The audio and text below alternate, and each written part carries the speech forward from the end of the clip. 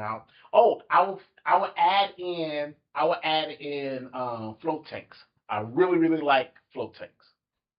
You know? So can I get one? See. I'm slightly tempted. Ooh. He said it. He said it. It's on camera. Y'all the witness. I'm slightly tempted. Mm-hmm. I'll leave it at that.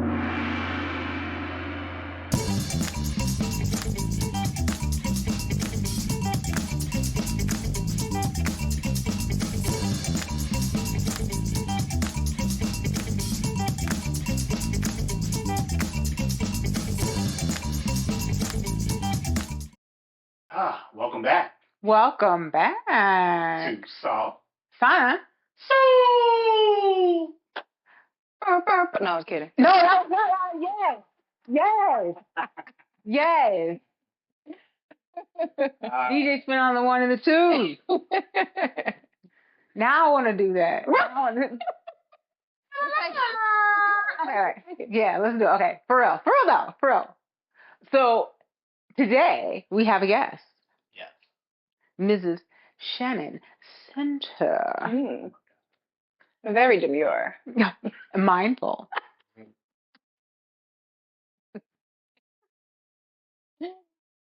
Oh, wait a minute. He gonna get so mad because today I get to act. Yes, Donna. Yes.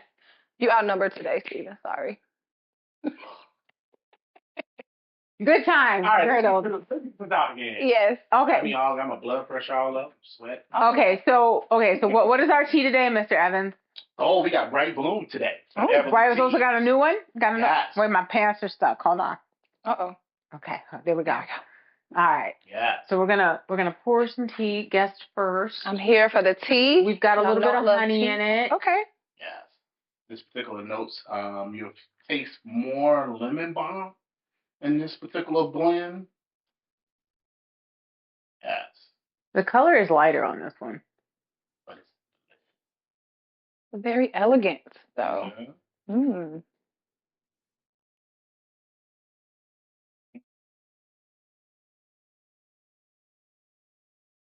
All right. Cheers. Cheers. Oh, it smells heavenly. Light, delicate. This is just sage and lemon balm, right? Is that this one? Yes. It still gives It is very light. almost like I feel like it should have the lemon balm is giving like a little bit of mint because lemon balm I think is in the mint family, but it's not mint, and so it's just like so different. Yeah, it gives a hint of it, but it's not as heavy as like a mint though. You get like a little yeah. And the citrus kind of hits you in the back. Okay, so today, Miss Senter, we are so glad you joined us. Thank y'all for having me. Yeah. So first, would love for you to tell the audience a little bit about yourself, and then your organization, and then we've got a couple topics that we want to go over today that will help our viewers understand and kind of think about from a home perspective wellness. Okay. All right, I'll see what we can do. All right, let's do it. So I'm Shannon Senter. I am the team lead for Center Home Group. So I am stationed out here in Plainfield, Illinois. So we service a lot of the south and southwest suburbs. So I like to say we are selling the bird. You get it? I've been in real estate a little bit over 3 years now and officially started a team. So again, so very excited about that.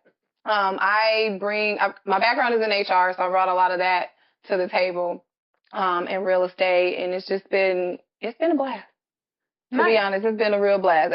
COVID did a number on real estate in a good way, and honestly, all I know is chaos, so I feel like I can thrive in pretty much any market at this point in time. In addition to the real estate, like you were saying, we do have the Glow Girl Glow community, which we are actually in the process of revamping it.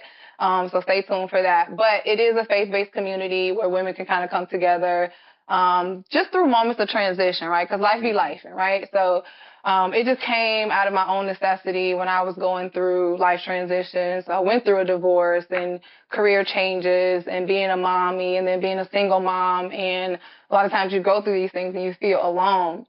And I was just on my own journey trying to find community in like different places. So I was like, if I needed this, I know it's other women that need something similar to this. So I created the online community. So started on Facebook and then grew into a podcast. And we are, I think, 190 members strong. I love it. On Facebook. So I'm in the new season now where I'm going to be revamping it a little bit more. So I'm excited about the energy in that community. Awesome. And I think that's why we wanted to have you on the show, because you do have kind of like this dual je ne sais quoi, where it's like you do something that is truly for the women, nurturing our, self-care and spiritual. And then you also are an entrepreneur. And a lot of our focus is around entrepreneurship, business owners, business leaders, but then also how do you make that holistic and how do you keep it healthy and wealthy and wise? So I think you're a perfect fit for us today. Hey. So given that, right, and so one of our major topics we want to talk about today is the difference between your home as an oasis, and then some people have had, or think of home ownership in not so positive terms, and they think it more of a trap. Can you explain or talk about that dynamic, and then maybe from your perspective as a person, but also as a realtor, what is a better, more healthy way to view home ownership? Ooh, that is a very, very loaded question. Yeah, and I know it's a little bit biased and it's specific, but I want your personal take, Shannon Senter. So I'm gonna give you my personal take, and because I'm dealing with, I have people that rent and people that want to own and people that want to get rid of it. So I've seen so many different ends of the spectrum, and I'm a homeowner myself. So I kind of have a different perspective, I would say, from most people. I would say it really depends on you as a person, right? Even though obviously I'm slinging houses left and right, I'm never going to be the person to be like, home ownership is the best way to go, or this is, you know what I mean? It really depends on you. So I always challenge my clients and ask them questions at the beginning, right? So what brings you to this moment where you're ready to buy? What does life look like for you now and possibly in the next 5 or 10 years from now?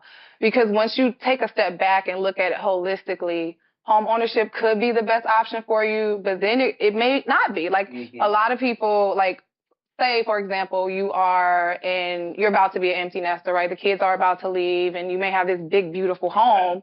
And now the next couple years of your life it's going to look totally different, right? So I challenge them and ask them certain questions like, okay, what do you need this house for, right? What do you see yourself doing in this house? What type of layout is going to be perfect for you? Do you still need 4 bedrooms? Do you need more bedrooms? Do you still need the basement? Does this location still work for you? So really peeling back the layers first to really understand like what that motivation looks like. And the worst thing you could do is buy a home and it's not practical and it doesn't function the way that you want it to function. Because then you're going to be feeling stuck at that point. Like, man, I done spent this money, I done bought this house, and I can't even do what I want to do with it. So I try to ask those questions up front, because the last thing I want is for anybody to have buyer's remorse.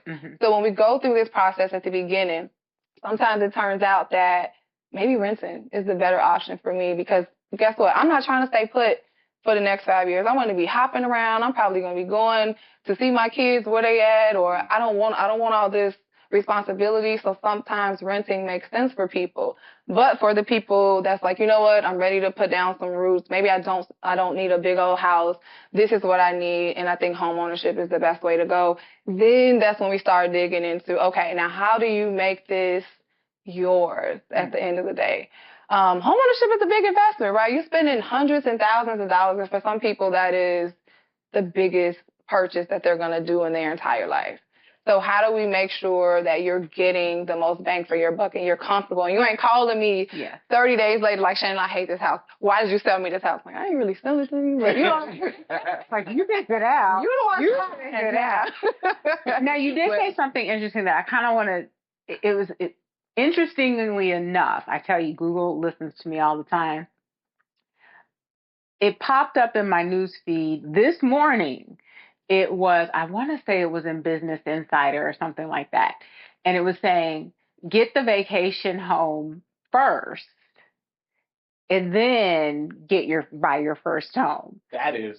Wait, but What? now they put the headline. What? The headline never really matches the article, What? and so it did. It got me. It got me because I was like, "What is it? Why?" But what the article actually talked about was, people that like live in New York City and how much it costs to buy in the city. And they're like, yeah, this is ridiculous. It's cheaper to just rent. But at the same time, the particular person in question will go like upstate to like the Finger Lakes or whatever. And they were like, oh, we love camping up here. Wouldn't it be nice if we had a home? And then they found one that they liked, and it had 6 acres with it, and it only cost $319,000. Right? I was like, where is this? Where is this? But anyway, so they bought the home, fixed it up, put it on the VRBO. Yeah, that one. VRBO and Airbnb, and then wound up having the home pay for itself. And then they were still renting in the city. So when you think about, having a home versus how you view it as like, it's my refuge versus, oh my gosh, why did I do this? What are your thoughts on doing something like that? Like how to make your home like your thing, right? Yeah, like if you decide to do a vacation home instead of a everyday home. Yeah, well, any case is yours, right? Yeah. You want to make it homey. So that's actually what I live at, right? Okay. So I have my home, and that is like my place, my refuge. And if I like you, you invite it. And if I don't, you probably not. I'm just saying, that's just the way that I view my house. Wait. Shut up, Steven. I do. That's true. No. My house is new, and it is not where I want it to be yet. So that is the only reason. But what? Keep it. No. Finish your point. But to make, so I always want to feel safe, and I always want people to feel safe when they come into my home. So I'm about to get a little spiritual first. Okay. Ooh, this is good. Segue right into that second topic. Let's do it. Yes. Let's do it. So, like I said, I always want my house to feel warm. I want it to feel inviting. And I just go back to what home felt like to me as a kid, right? It may not have always been the most fancy thing, but you could feel the love. You could feel the practicality. You could feel the functionality. So I try to pay attention to that in my home and thinking about things that bring me happiness, right? For some people, it's photos, it's personal photos. I personally hate that. I hate to see personal photos of people. That's like so 1960s for me, but that's just me. If that's your jam, that's your jam. And if that's what, if memories of your family and things like that bring you comfort, then absolutely, that's a spot that you should have in your home. But for me, it's more so I need to have sunlight in my home. So 100%. Going back to what I was saying at the beginning, when we're looking at the home, I'm going to start asking you questions so that we can narrow the homes down to really fit those needs. So it rolls right into this home becoming your oasis versus like you just trying to figure it out once you sign, right? So me is sunlight, paint color choices mean a lot to me too, so I dig into it and see what they mean and see what type of emotions they evoke for me. Now, if you go see my house right now, it's not painted for a reason because I get stuck in analysis paralysis. That's a whole other conversation. But Pinterest boards are good. But that's even worse because I be like, ooh, like a squirrel, right? But then you'll start to see a thing. You'll start to see a thing. Once you, just keep throwing everything on there and then go away from it and then come back to it and look at it again and you'll start to see a theme and then make a separate board off of the theme. Yes, it's a process. I like it. I did that for here. And I love it. Their home is amazing, by the way. Yeah. So once I get through like the cosmetic stuff, then I jump into functionality. So I see a lot of houses every day, right? And I get all these ideas like, oh, we should do this. I'm taking it back to my husband. Can we do this? Can we do that? But you really want to focus on the functionality piece. Like, how am I going to be using my home? Like, if you have a toddler or if you are the family member that likes to entertain, how do you make your home functional for entertaining, right? Is it the positioning of the couch? Do you want to have a clear walkway? Do you want to have separation but still kind of have that closeness? So it's going to go back to that motivation piece again. And then I like to weave in pieces of my faith as well, right? So I have a room that's dedicated to like where I spend time with God in the morning, where I have my quiet time. So when I go there, my family knows like, okay, that's where she at. She doing her thing, and that's where it's at. So that's where I find my, I don't even know what the word is, but that's kind of like my solitude, but that's how I make it like this oasis for me. So it really boils down to the functionality of it. How do I bring my personality into it? And how, like, when I walk into this house, I want to get all the feels, and I just want to feel safe, you know, when I walk into this space. All right, I want to kind of move around a little bit. No. Okay. No. Before we move on to the next point, I want to synthesize it for some of our male listeners, fair. whatever. Exactly, synthesize it exactly to me what you guys talked about. First, to get to our main topic of home oasis versus the trap. If I'm understanding correctly, is that first think about the process and the functionality of where your life is at and where it's headed. Based off of that, if you pick home ownership, then you're probably going to not pick something that seemed like a trap, that you would have buyer's remorse or regret your purchase because you picked something that fits your lifestyle. Mm-hmm. Secondly, think about the next step is exactly how aesthetically and also flow that it fits with who you are and the style of your family. So it really, that home meets you and your family. Then dive into the greater level of further customizing the experience so it can truly feel like an oasis. And that step process, skipping or jumping over those things, oftentimes people didn't think it all the way through, made a purchase that they ultimately, it didn't fit either their family, it didn't fit like the lifestyle and where they was heading in the next few years, so then it becomes obsolete. And so then all those regrets can possibly spring up from there. Is that what you're saying? How to determine how to make your home an oasis? And secondly, I want to point out is that it's a little bit of a difference when seeing your home as your own personal oasis or using your home as a income revenue investment vehicle. Yeah. Right? Which that's what you was mentioning as well. None of it, is wrong to do. It's just more of being very clear at the beginning if this is going to be a investment / income generating vehicle compared to my personal home usage for my family, and then making sure you're clear on how you're thinking about this piece of property and then proceed from there. Thinking about it instead of just instinctively jumping is what I'm hearing from both of you guys, is the approach to make sure that you find something that really fit to be that you won't regret and enjoy compared to you just jump impulsively, didn't think it through. Or let's say this is a perfect example of why you need someone like Shannon, because not everybody can think that deep about that purchase. Yeah, you don't know what you don't know sometimes. You don't know what you don't know, and you need someone, a good realtor, someone who cares, someone who with a great amount of experience to guide you through a process to think about different things that you haven't thought about, so that it's truly your oasis. It's truly a place that you see as refuge. It's something that you're like, damn. Yeah, and I'll do you one better. I have been in those different phases of my life, right? So like I was saying earlier, I've been through a divorce. So I had a home, and once the divorce came, my life changed, right? So my needs changed a little bit. So even though I'm a realtor, I decided to rent for a year because I needed to figure out what the next phase of my life looks like, where I even wanted to be. My daughter was about to start school. So it was like all these different things. And like you just said, I didn't want to just make a knee-jerk decision. So I'm like, okay, let me just figure something out until I figure out where I want to lay down some roots. So we decided to rent for a couple years, felt really good about the area, and then we decided to purchase. So when I made the purchase, then I was in a whole different phase in my life where I was engaged and my family grew. I got a bonus son. So now, what I thought my house would, the needs would look like totally shifted. And then we had to kind of compensate for that too. Like, okay, now we have to have enough space for a family of 4. And So we did that, and then I think we've been in the house 2 years now, and now our son he has his own family, so he's out of the house. So now we have extra space again, right?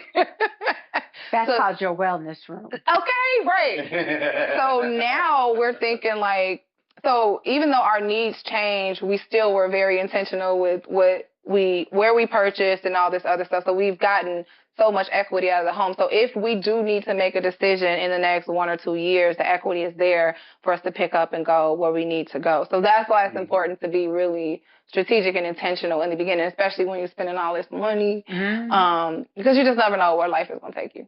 Totally. Yeah. And use the house as a tool. It's a vehicle for you to grow wealth and still feel comfortable, in your home. I love it. Yeah. I love it. Okay. I think I was gonna be eight. I'm trying. I'm addicted to tea. All right. So, what do you want to talk about now? So I think we also kind of touched on the energetic alignment of the space when you said that you like to have the space feel like you can feel the love and the family and the fellowship within the space. Can you talk a little bit more about that? Like, how did you create that kind of energy within your home? Mm-hmm. So it goes back to the functionality of the home too, right? So I have a really big family, and my house is typically the hub of like where everybody comes and everybody congregates. So I know I needed to have a layout that made sense. I didn't want people to be on top of each other. I wanted people to feel comfortable. We had to have enough bedrooms because we stay way out and people need to stay over, all that good stuff. So in order to kind of create that welcoming environment, it really boiled down to, one, I like fly shit. I'm gonna just be honest. So it had to look a certain type of way aesthetically for me. See, I understand that completely. And I'm big on, I don't like stuff that's like, looks like everybody else's home. Like, what is a piece in this house that can stand out or can be a conversation piece or just something that's like, oh girl, where you get that from? It starts conversation. So thinking about like looking on the Pinterest boards and really thinking about things that speak to me and my home, right? My daughter was small when we moved, so it wasn't going to be a lot of glass, you know what I mean? Stuff like that. So again, it goes back to where I was at, in my life. And then some people like huge furniture, some people don't.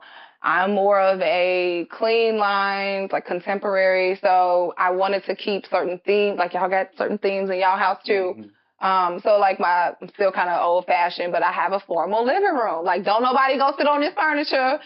Is it covered in plastic? It ain't covered in plastic. Not covered in plastic. Sit here. When people sticking to it right now, are you sticking to it? Ain't nobody go in the living room unless we having people over. Cause it's no need for nobody. Have to take shoes off. Take shoes off. Yeah, you gotta take your shoes off when you come in.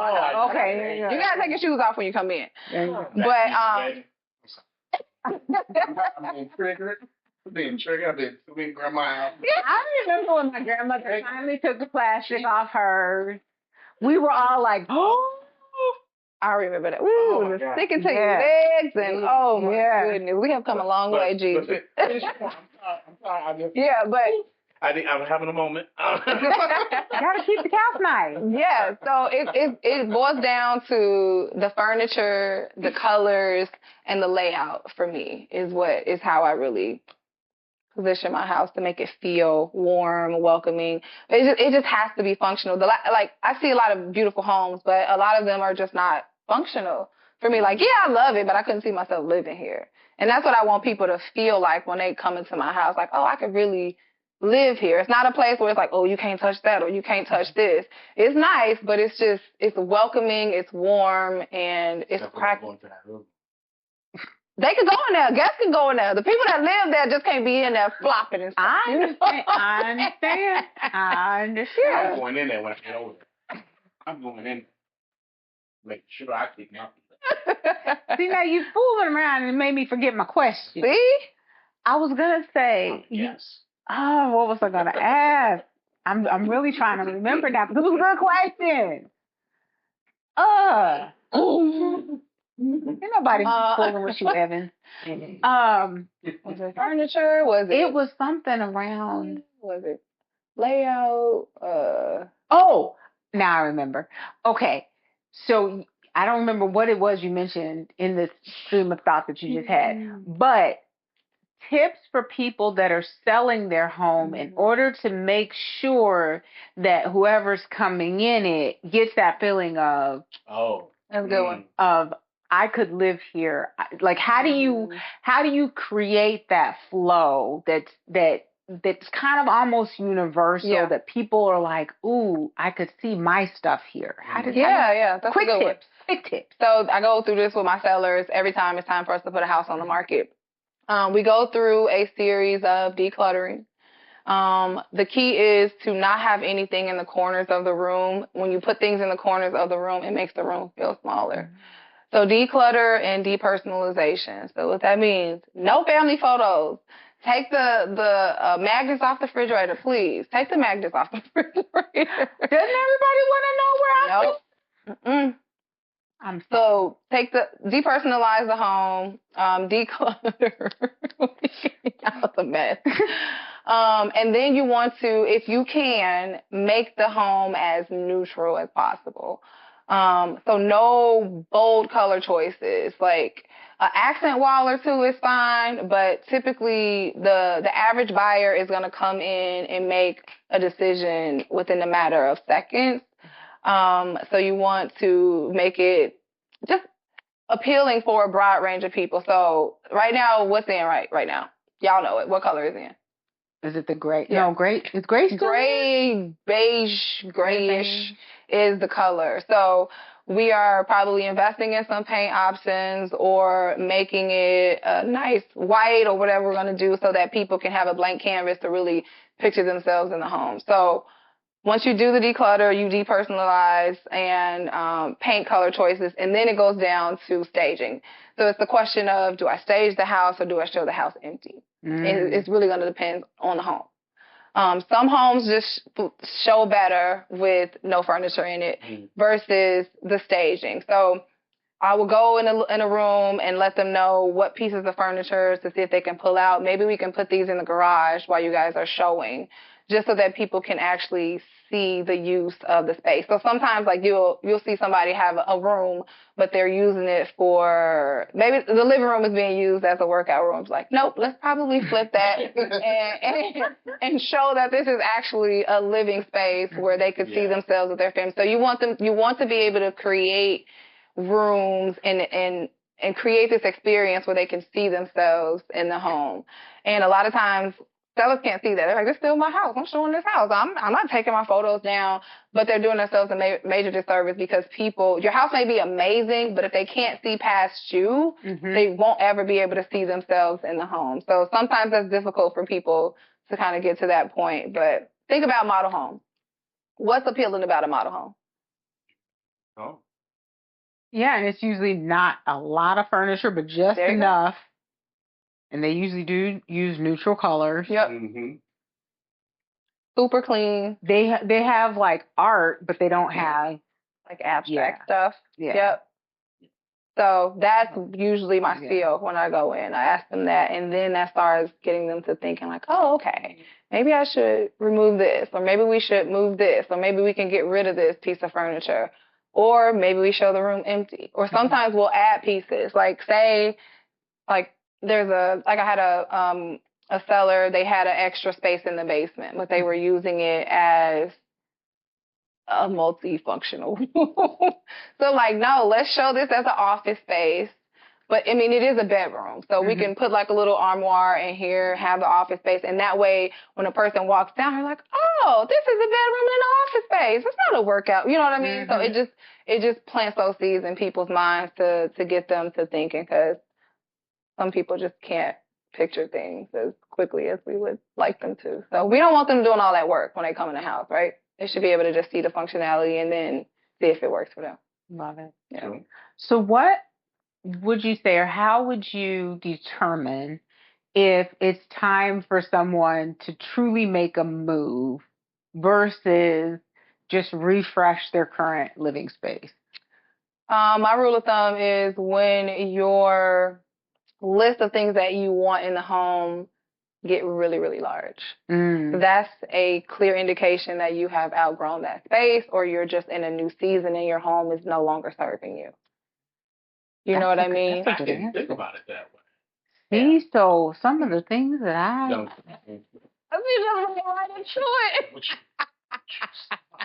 So that's not to say a girl has a list. I have a list. Yeah, she does. And what's on the list? You know, when people come into not in there, not a store. Once in a land far, far away. I'm trying to help the people at home they understand what lists are and stories are. What's the list? The first item on my list is a foyer.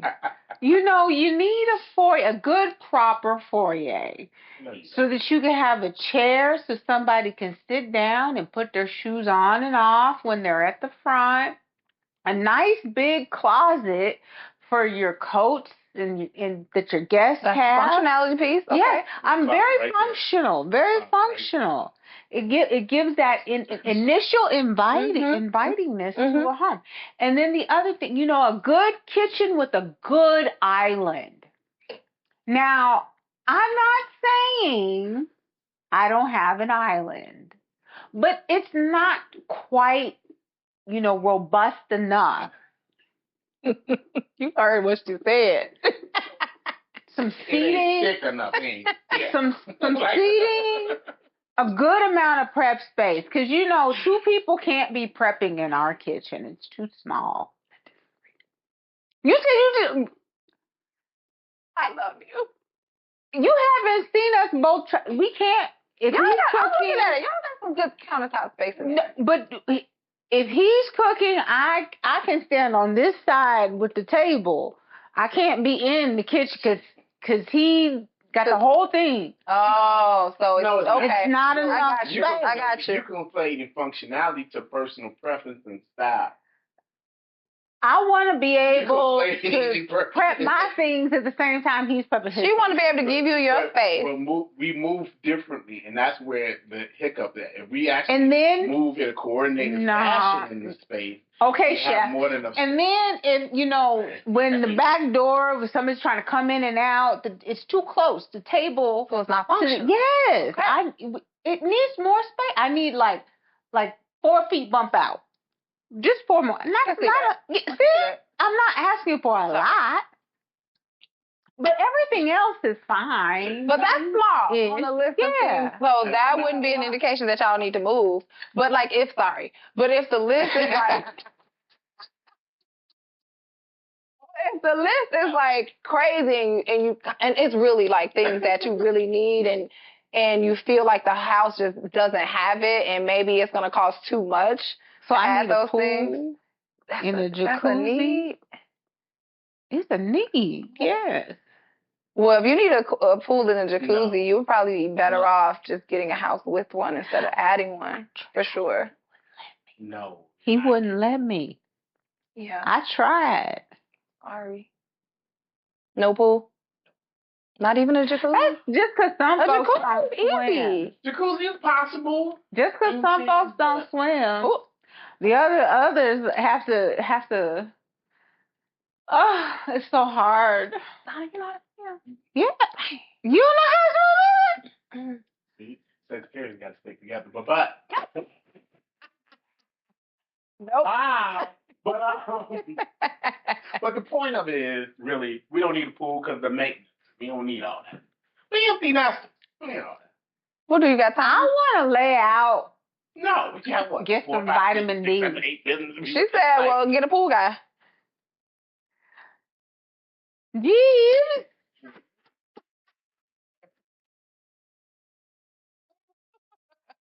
I need a refill. Man, who you telling? And this is a man.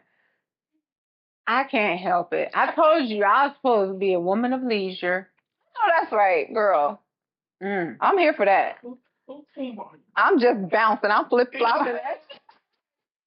2 minutes. You know that girl.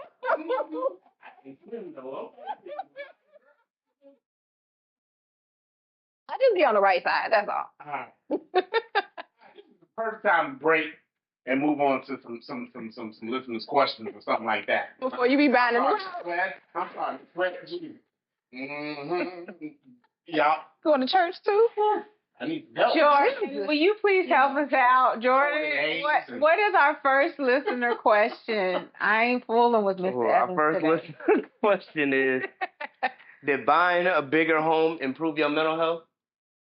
Did buying a bigger home improve my mental health? Honestly, yes, it did. When we got the bigger house, we had more functionality. And because I was intentional with what I wanted in the house, so I was able to host my family. Everybody felt comfortable, so it did help, and I was able to make it my own over time as well. So I would definitely say yes because of the season that I was in. When it no longer became that is when my needs changed. So it was just time for us to move around. Was that for me? Well, yeah, we could all answer. I mean, I think. Here we go. I always paid more. Yeah. But clarify, dear. Tell people if I'm wrong. No, I was gonna say that I think I agree. It depends on where you are in life. Like, I suspect when we're older, we will probably downsize a bit, maybe. I don't believe her. Really? You just said you're a leisure. Hey, I'm like, this is not enough space. Downsides will be buying a second home that may be slightly smaller than this. Yeah. That's what. And then she goes, you can VRBO it or Airbnb it, and now it's income. I already know. Either, that or give it to. Right. I feel personally attacked. Living in trust. Yeah, no. But these are all good things, though. Yeah. Logical. It'll help my mental health. Okay, what's the next question, Jordan? Next question is, what's your ideal wellness day look like if time and money were not a constraint? Ooh, go ahead. You go first. For me, I would have either full body or foot massages every single day. Someone come to my home and just work out those knots and kinks that I have every single day.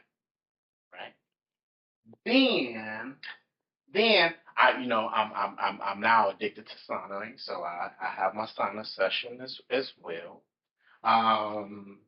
Mix in a little red light a couple of times a week. You know what I'm saying? Sprinkle in, get some. Have you been using my little closet door? Doing some of everything. Because I saw the closet door open, and I was like, I didn't go in there. Everybody my secret. So what you doing in 24 hours? In 24 hours? Yep, you got 24 hours, a full day. Interrupting me. They keep interrupting me. So also I get a workout in. I'll probably get about a good 2-hour workout in. From there, probably actually, spend a little time in nature. I've been curious a little bit more about getting to grounding in nature to kind of ground. I've been enjoying working on with the landscaping and all of the stuff and the stuff that I'm growing. So I'll probably spend some time with that. And then I'll probably have a couple hours just to myself, kind of. You've been to yourself that whole time? Yeah, I'm talking about where I'm nobody, just totally to myself, right? I ain't doing nothing, just zoning out. Oh, I will add in float tanks. I really, really like float tanks. So can I get one? See. Slightly tempted. Ooh. He got it. Y'all witness. Yep. Slightly tempted. I'll leave it at that because I keep going. But all right, no, y'all, the ball is in your court. But I would do those.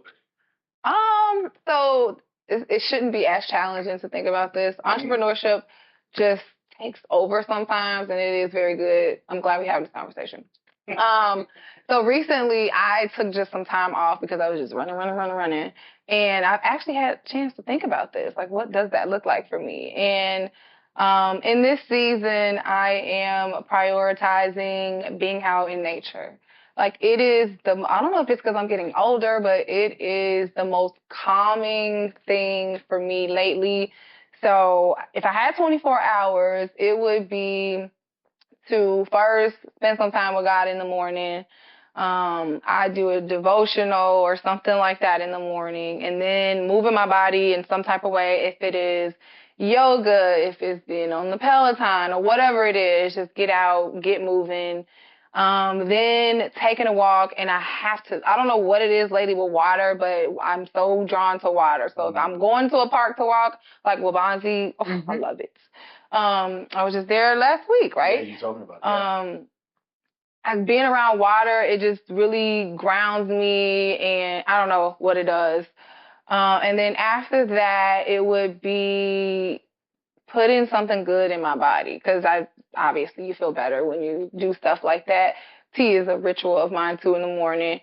And then actually having time to do nothing where my brain is not on and constantly thinking about the next thing to do. And then probably listening to a podcast, some type of like motivation or something like that, inspiration, just to keep my mind sharp, give me a different perspective, and maybe that's it. That sounds like a lovely day. Mm-hmm. I think mine, definitely get up, do my yoga, salt sauna. Oh, but you currently. Stop hating. Again, I'm feeling attacked right now. I'm in agreement about being outside, having that moment outside. Like, I might go to the Arboretum. I really like walking around the Arboretum by myself. It's nice. Ooh, I haven't thought of that. It's great. They do the membership. You get the membership. You can go in and out. You don't even have to make an appointment or anything. Otherwise, you got to like buy tickets, make the appointment. No, you just go in. It's nice. And it's huge. So I do maybe a little walk around there. I would want to have brunch with the girls. Like, I need a little bit of people time, just a little bit, not a lot, just a little bit. So I'd have like brunch or lunch or something with the girls. And then after that, then I'd be like, okay, I want to watch a couple of my shows, and then maybe do something mentally stimulating, because I do like to be mentally stimulated. So either all my puzzles or like actually work on something. I don't know, but something to actually think. And then after I was done with that, then maybe go get a massage, have dinner with the husband, and then snuggle up in bed and watch my cartoons. Oh, I love it. So it does kind of sound almost like my life now. That's awesome. Shoot, if the dream is the reality, I'm trying to be like Donna. No, that's really good. I mean, I don't get to get the massage every day, and I don't get to go to the Arboretum every day, but You almost could. I wish. Not every day. You can go about. I go to the studio still. You can go about 3 times a week, probably. Maybe me. Which one? Morton? Yeah. It is. The grounds are great. Really? I didn't even realize I had a whole east side until one day I don't know how we got over there, and I was like, there's all this stuff over on this side. Because we always wind up on the west side. Yeah, but it's huge. It's we contemplated getting married there before we. Yeah. That's nice. But the outside grounds was so, like, the area where they let you do the ceremony was like, I think on like 20 people. Oh. Yeah. Oh. Outside, if you wanted to be outside. Oh, that's so. Yeah. You got any more questions? That was the last question? All right. All right. Well, I think this was a fun episode. I think so too. And I learned a lot. Yeah. When my list get long, my list has only got about 2 things on it. Yep, when it get So long. we good. Yep. I'm good for another good 4-5 more years. 4-5 more years before that list starts coming, you know. Mm-hmm. And Donna gonna be looking at that equity like, wait a minute now, we might be able to do some things, Steve. I just a bigger kitchen in the foyer. That's like this house, but just those 2 things bigger. And there's a lot of stairs in this house. I mean, when we get old, I don't know. Hey, I'm trying to be surprised till the day I go. Your knees ain't gonna be saying that though. It's a lot of stairs. Yeah. It is a lot of Team are you? stairs. I'm just saying. I'm just going with what's right. You know? Yeah. What about that Y'all thinking too? about the worst. Y'all thinking about, body breaking down. No, that's a normal part of the I understand. I mean, what about a ranch? Your granny was 90-something years old hitting them stairs. Would you do a very large ranch, like a 5,000 square foot Oh ranch? gosh, yes. Oh yes. Yeah, that's my goal. My next house is gonna be a huge ranch because That would be great. With a pool. Can you imagine the And a basement space jacuzzi. on a ranch? Oh, I don't got no. All right, another episode down. He's gonna cut us off. I need to wrap this up. He's just gonna cut us off. That's so rude. Shannon, Stop. you gotta be on a good team player. Ew. I love both of you guys. So. Your love gonna cost me money. Oh Jesus! They gonna cost. Just think about those dollars. You're having a heart attack. Oh my God! You'll be I fine. gotta make more money. Okay. Another episode down Yes. for Salt Sauna. Soul. That was not. Steven, redo that. Thank you. Thank you, Jordan. Not getting you together. There we go. One more time. For Salt Sauna. Soul. There we go. You can say what you want. Good. Thanks for tuning in to Salt Sauna Soul, where wellness meets wisdom, one episode at a time. If you found today's conversation inspiring, helpful, or just plain soul-soothing, we'd love it if you'd share it with someone who could use a little more calm, clarity, or community in their life. You can listen and subscribe on Spotify, Apple Podcasts, Amazon Music, or watch the full experience on YouTube. Just search Salt Sauna Soul and hit that follow or subscribe button. It helps more than you know. Got a wellness tip, question, or a story of transformation? We'd love to hear from you. Drop us a comment on YouTube or leave us a review wherever you're listening. It keeps the conversation going. This podcast has been powered by Halo Heat Sauna Studios, where touchless wellness meets total restoration. Learn more or book your next session at haloheatsaunastudios.com. Until next time, breathe deep, stay warm, and keep nurturing your soul.